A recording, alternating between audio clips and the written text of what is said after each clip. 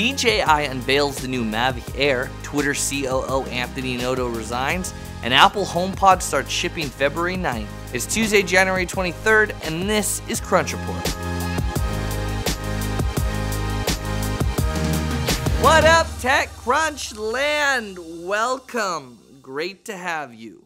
All right, here's the news. DJI released the new Mavic Air today, and let me tell you a little about it. There's a 4K camera on board, mounted on top of a 3-axis gimbal. Stills are shot with a 12-megapixel camera, capable of shooting in low light. HDR is also on board here, bringing better shots in areas like landscapes with uneven light. The gimbal, like the drone, has been designed from the ground up. The system is actually recessed directly into the drone, giving the drone an even smaller footprint. There's 8 gigabytes of internal storage, so users can save photos and videos without adding a micro SD card. The drone is capable at flying at speeds of 42.5 miles per hour and for 21 minutes on a single charge. The DJI Mavic Air is set to start shipping next week on January 28th. It will come in white, black, and red and cost $799. Twitter COO Anthony Noto has left the company.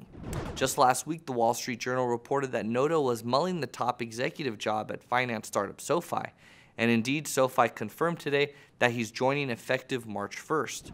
Prior to joining Twitter, Noto acted as a managing director of Goldman Sachs and also as CFO of the NFL. He joined Twitter in 2014 under then CEO Dick Costolo and has been cited as one of Twitter's most important executives by many company observers.